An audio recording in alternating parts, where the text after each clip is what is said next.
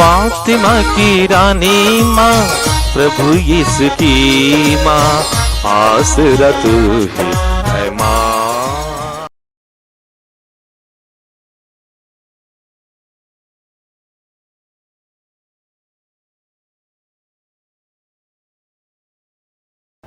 पहला पाठ प्रेरित चरित्र, अध्याय 4, पद संख्याएं 1 से 12 तक। पेतरुस और यूहन्ना लोगों से बोल ही रहे थे कि याजक, मंदिर आरक्षी का नायक और सदुकी उनके पास आ धमके। वे कुद्र थे क्योंकि प्रेरित जनता को शिक्षा दे रहे थे और यीशु का उदाहरण देकर मृतकों के पुनरुत्थान का प्रचार कर रहे थे। संध्या हो चली थी, इसलिए उन्होंने उनको गिरफ्तार कर रात भर के लिए बंदी गृह में डाल दिया। फिर भी जिन्होंने उनका प्रवचन सुना था, उनमें से बहुतों ने विश्वास किया। पुरुषों की संख्या अब लगभग 5000 हो गई थी। दूसरे दिन यरूशलेम में शासकों, नेताओं और शास्त्रियों की सभा हुई। प्रधान याजक अन्नस, कैफस, यूहन्ना, सिकंदर और महायाजक वर्ग के सभी सदस्य वहां उपस्थित थे। वे पेतरुस तथा यूहन्ना को बीच में खड़ा कर उनसे पूछने लगे, तुम लोगों ने किस सामर्थ्य से अथवा किसके नाम पर यह काम किया है? पेतरुस ने पवित्र आत्मा से परिपूर्ण होकर उनसे कहा, जनता के शासकों और नेताओं, हमने एक लंगड़े मनुष्य का उपकार किया है और आज हमसे पूछताछ की जा रही है कि यह किस तरह भला चंगा हो गया है। आप लोग और इस्राएल की सारी प्रजा यह जान ले कि यीशु मसीह नाजरी के नाम के सामर्थ्य से ही यह मनुष्य भला चंगा होकर आप लोगों के सामने खड़ा है।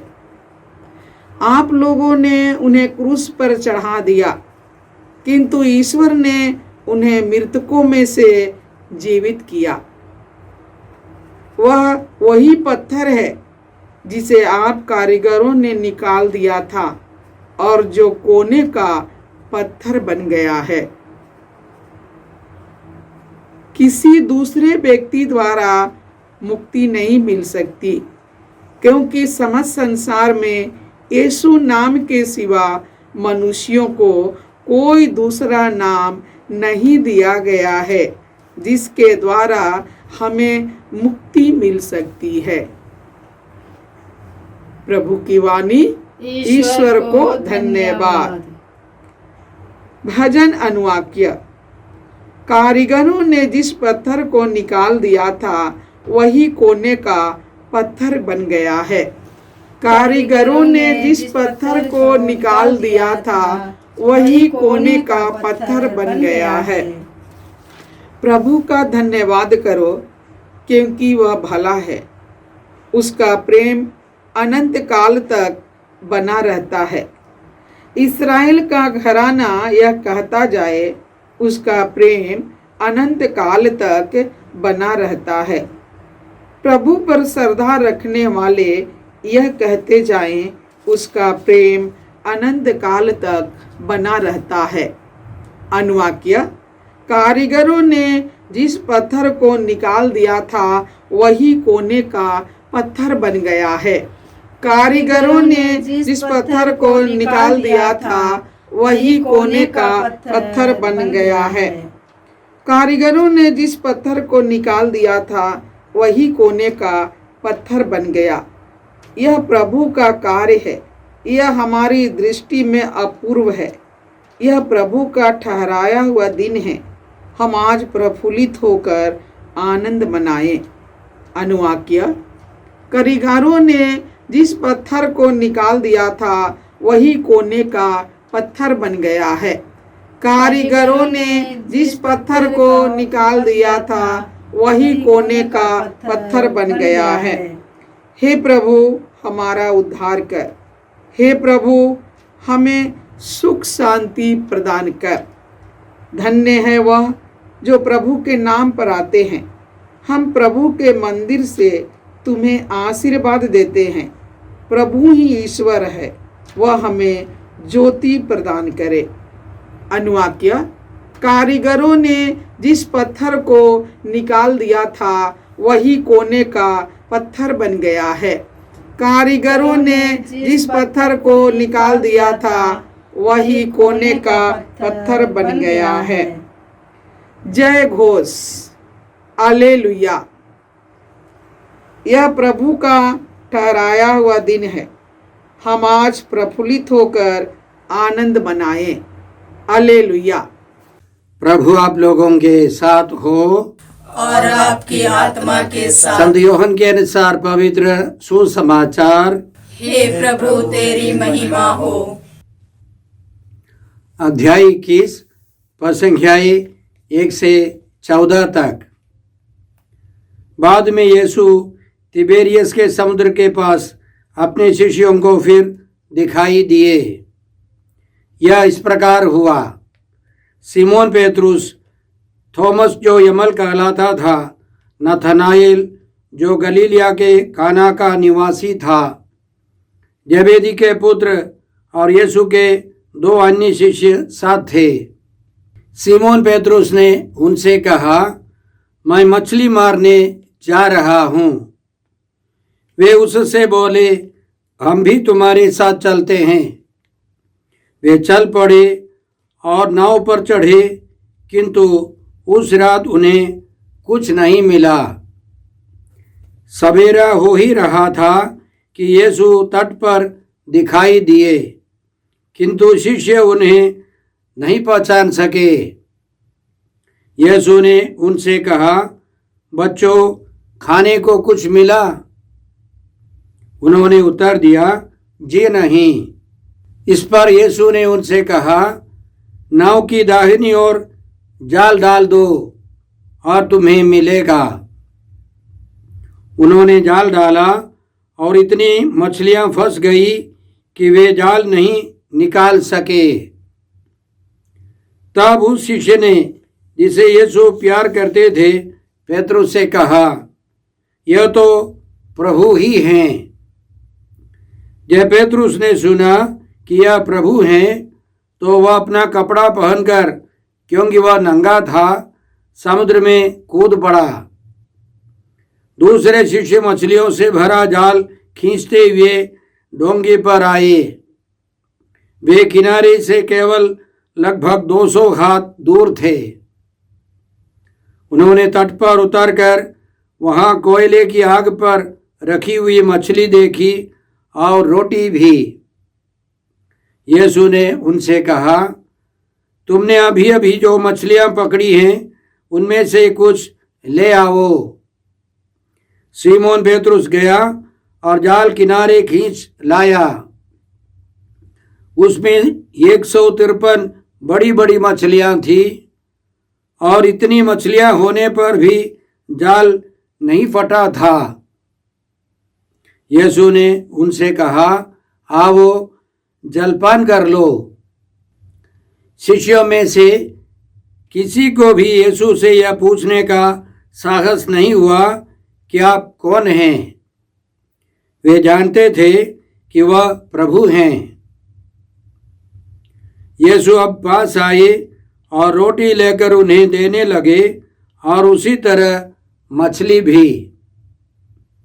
इस प्रकार यीशु मृतकों में से जी उठने के बाद तीसरी बार अपने शिष्यों के सामने प्रकट हुए। प्रभु का सुसमाचार। हे क्रिस्त तेरी स्तुति हो। यीशु क्रिस्त में प्रिय भाई और बहनों, आज का पहला पाठ प्रेरित चरित्र से है, अध्याय 4 पद संख्याएं 1 से 12 तक। इसमें हमने सुना कि पेतरुस और यूहन्ना लोगों से बातचीत कर रहे थे कि अचानक याजक, मंदिर आरक्षी का नायक और सदूकी उनके पास आ धमके। वे क्रुद्ध थे क्योंकि प्रेरित जनता को शिक्षा दे रहे थे और यीशु का उदाहरण देकर मृतकों के पुनरुत्थान का प्रचार कर रहे थे।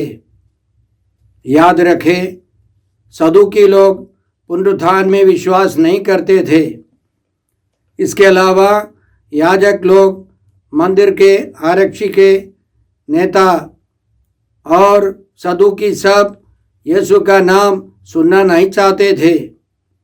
इसलिए उन्होंने पेतरुस और यूहन्ना को जेल में डाल दिया, बंदीगृह में डाल दिया। शाम की पूजा के बाद करीब 4 बजे सांझ के पहले वह मंदिर पुरोहित लोग बंद करते थे और कोई गलती करने पर रात भर न्याय नहीं चलता था। इसलिए उन्होंने पेतरुस और यूहन्ना को जेल में डाल दिया। फिर भी जिन्होंने उनका प्रवचन सुना था उनमें से बहुतों ने विश्वास किया और पुरुषों की संख्या अब लगभग 5000 हो गई थी। इस रहस्य के पीछे काम करने वाले यीशु है। यीशु ही कलीसिया का निर्माण करते हैं, कलीसिया का बढ़ावा करते हैं। आज के पहले पाठ में हम लोगों ने यह भी सुना, दूसरे दिन यरूशलेम में शासकों, नेताओं और शास्त्रियों की सभा हुई। प्रधान याजक अन्नस, काइफस, यूहन्ना, सिकंदर और महायाजक वर्ग के सभी सदस्य वहां उपस्थित थे। वे पेतरुस तथा यूहन्ना को बीच में खड़ा कर उनसे पूछने लगे, तुम लोगों ने किस सामर्थ्य से अथवा किसके नाम पर यह काम किया है? पेतरुस ने पवित्र आत्मा से परिपूर्ण होकर उनसे कहा, जनता के शासकों और नेताओं, हमने एक लंगड़े मनुष्य का उपकार किया है और आज हमसे पूछताछ की जा रही है कि यह किस तरह भला चंगा हो गया है। आप लोग और इस्राएल की सारी प्रजा यह जान ले कि यीशु मसीह नाजरी के नाम के सामर्थ्य से ही यह मनुष्य भला चंगा होकर आप लोगों के सामने खड़ा है।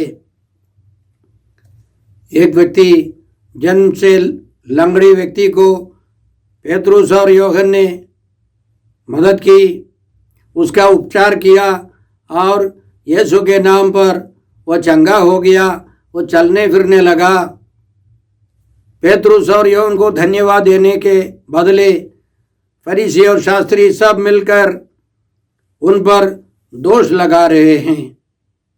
याद रखें, संत मत्ती के सुसमाचार में हम पढ़ते हैं कि पुनरुत्थान के बाद, प्रभु यीशु के पुनरुत्थान के बाद भक्त महिलाओं ने यीशु में विश्वास किया। लेकिन कुछ पहरेदारों ने मंदिर में जाकर नेताओं को, महायाजकों को सब समझाया कि यीशु की कब्र खाली है और उन्होंने उन पहरेदारों को घूस दिया, सच्चाई को छिपाने का प्रयास किया। वे ऐसे हैं लोग हैं जो ईमानदारी से जीवन बिताना नहीं चाहते हैं।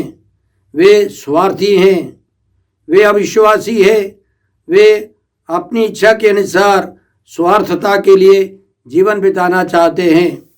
इसलिए संत पेतरुस ने उनको समझाया, आप लोगों ने यीशु मसीह को क्रूस पर चढ़ा दिया, किंतु ईश्वर ने उन्हें मृतकों में से जीवित किया। वह वही पत्थर है जिसे आप कारीगरों ने निकाल दिया था और जो कोने का पत्थर बन गया है।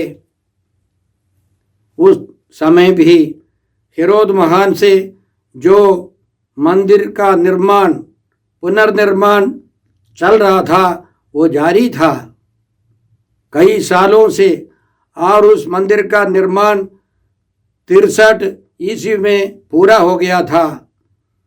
और उस निर्माण का निरीक्षण याजक लोग करते थे। इसलिए संत पेतरुस ने स्तोत्र 118 पद संख्या 22 में जो लिखा है, कारीगरों ने जिस पत्थर को बेकार समझकर निकाल दिया था वही कोने का पत्थर बन गया था।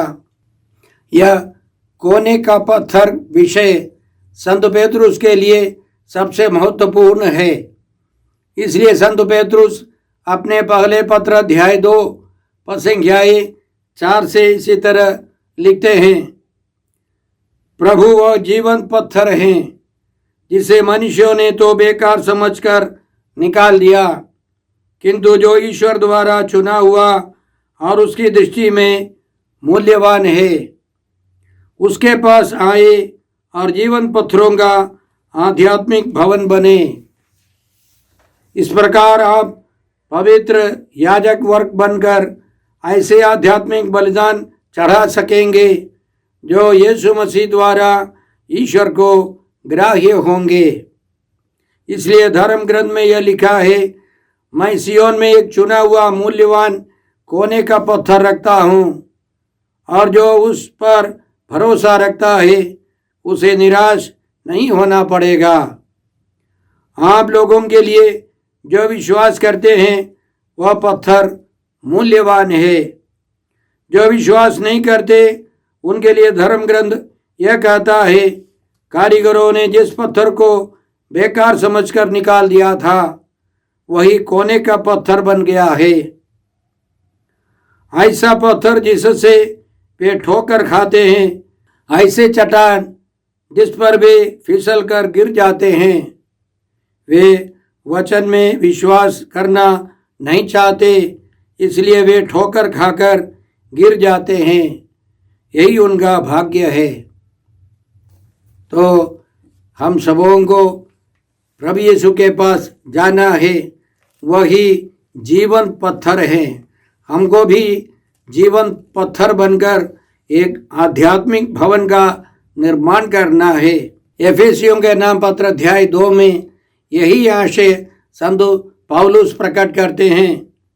उनका कहना है, आप लोगों का निर्माण उस भवन के रूप में हुआ है जो प्रेरितों तथा नबियों की नींव पर खड़ा है, और जिसका कोने का पत्थर स्वयं यीशु मसीह हैं।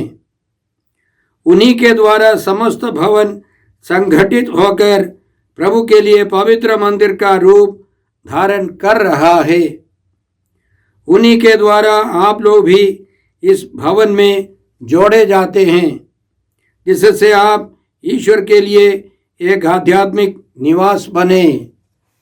हम सब मिलकर ईश्वर के लिए एक निवास बने, मंदिर बने। आज के पहले पाठ के सबसे अंतिम में संत पेतरुस का कहना इस प्रकार है, किसी दूसरे व्यक्ति द्वारा मुक्ति नहीं मिल सकती, क्योंकि समस्त संसार में यीशु नाम के सिवा मनुष्यों को कोई दूसरा नाम नहीं दिया गया है जिसके द्वारा हमें मुक्ति मिल सकती है। नाम का मतलब है कार्य। कार्य के अनुसार हम किसी वस्तु को नाम देते हैं। यीशु नाम का मतलब है मुक्ति देने वाले। केवल यीशु मसीह ही हमको संपूर्ण मुक्ति दे सकते हैं। छोटी छोटी बातों में कोई ना कोई व्यक्ति आपको और मुझे मुक्ति दे सकता होगा, लेकिन सबसे बड़ी समस्या है पाप की गुलामी। पाप के बंधनों से, सारी समस्याओं से मुक्त करने वाले केवल यीशु मसीह हैं। अन्य बहुत सारे लोग हमारी सहायता कर सकते हैं, लेकिन मुक्ति देने में वे असमर्थ हैं। हम यह घोषणा करें, यह स्वीकार करें, यीशु मसीह ही प्रभु हैं, एकमात्र मुक्तिदाता हैं। उनसे हम यह शिक्षा पाते हैं, किसी भी मौके पर हमें प्रभु यीशु के दुख भोग, मृत्यु और पुनरुत्थान की घोषणा करनी है, सुसमाचार का प्रचार करना है। हमें किसी को डरने की जरूरत नहीं है। हम पवित्र आत्मा से भर जाएंगे। यदि हम यीशु के लिए खड़े हो जाएंगे, पवित्र आत्मा हमारे ऊपर उतरेगा और हमें शक्ति देगा। बोलने के लिए वचन देगा, सामर्थ्य देगा। इसलिए हमें डरने की कोई ज़रूरत नहीं है। यीशु ने यह वादा किया था, याद रखो मैं संसार के अंत तक सदा तुम्हारे साथ हूँ। यीशु हमारे साथ रहते हैं, हमारे ऊपर पवित्र आत्मा को भेजकर हमें नई शक्ति देते हैं, नया रास्ता दिखा देते हैं।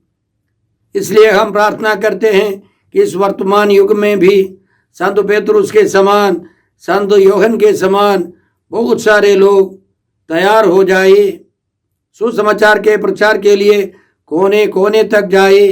इसके लिए हम प्रार्थना करते हैं। आज के सुसमाचार में हमने सुना कि सिमोन पेतरुस और उनके 6 साथी प्रेरित लोग एक साथ थे। शायद वे भूखे प्यासे थे, इसलिए सिमोन पेतरुस ने उनसे कहा, मैं मछली मारने जा रहा हूँ। और वे सब एक साथ निकल पड़े, लेकिन रात भर मेहनत करने पर भी एक भी मछली नहीं मिली। तब सवेरा हो जाने पर तट पर, उस झील के तट पर प्रभु यीशु आए। उन्होंने बड़े प्रेम से पूछा, प्यार भरी आवाज में पूछा, बच्चों खाने को कुछ मिला? उन्होंने उत्तर दिया, जी नहीं। तब यीशु ने उपाय बताया, नाव की दाहिनी ओर जाल डाल दो और तुम्हें मिल जाएगा।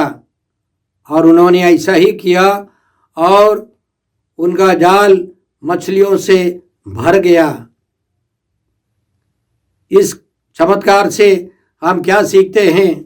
इस दुनिया से जाने के पहले ही प्रभु यीशु ने उनको समझाया था, मैं दाखलता हूँ और तुम डालियाँ हो। जो मुझ में रहता है और मैं जिसमें रहता हूँ वही बहुत फलता है, क्योंकि मुझसे अलग रहकर तुम कुछ भी नहीं कर सकते। प्रभु यीशु एक विधान बनाने के लिए आए हैं। हम और प्रभु के साथ एक रिश्ता है। हम अलग रहकर कुछ भी करेंगे, संभव है हम पराजय की ओर जा रहे हैं। इसलिए यीशु ने उनको इसी तरह चमत्कार के द्वारा समझाया, याद दिलाया, मुझसे अलग रहकर तुम कुछ भी नहीं कर सकते। मुझसे राय लेकर, मुझसे आइडिया लेकर तुम करो तो तुम सफल हो जाओगे। उन्होंने तट पर उतरकर वहाँ कोयले की आग पर रखी हुई मछली देखी और रोटी भी। यीशु ने उनसे कहा, तुमने अभी अभी जो मछलियाँ पकड़ी है उनमें से कुछ ले आओ। इसलिए मैं कह रहा हूँ, यीशु चाहते हैं कि हमें अपना योगदान देना है। यीशु उनके लिए प्रबंध कर रहे हैं, लेकिन उनका भी अपना योगदान होना है।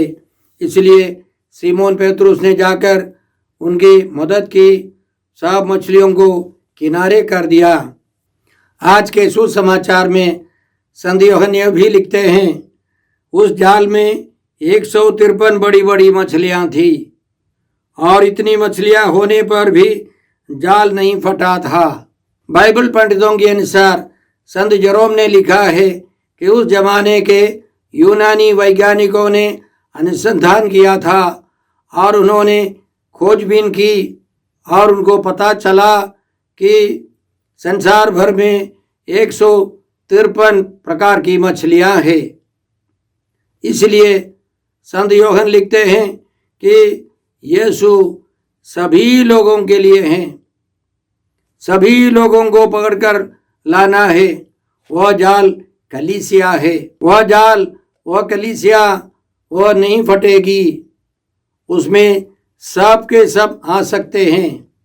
इसलिए इस दुनिया से जाने के पहले, अपने स्वर्गारोहण के पहले प्रभु यीशु ने अपने शिष्यों को इस प्रकार वादा किया था, पवित्र आत्मा तुम लोगों पर उतरेगा और वह तुम्हें सामर्थ्य प्रदान करेगा और तुम लोग यरूशलेम, सारी यहूदिया और समारिया में तथा पृथ्वी के अंतिम छोर तक मेरे साक्षी होगे।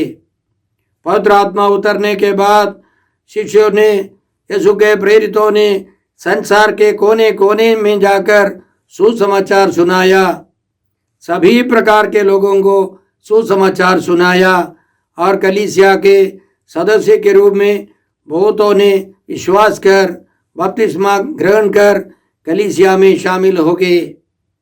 हम प्रभु को धन्यवाद देते हैं इस महान योजना के लिए, सबों की मुक्ति के लिए प्रभु यीशु ने जो कुछ किया, अब तक कर रहे हैं और आने वाले दिनों में करने वाले हैं, उन सबों के लिए हम धन्यवाद देते हैं और प्रार्थना करते हैं कि सभी मनुष्य प्रभु यीशु को जाने, मुक्ति का अनुभव करे। आइए हम प्रार्थना करते हैं।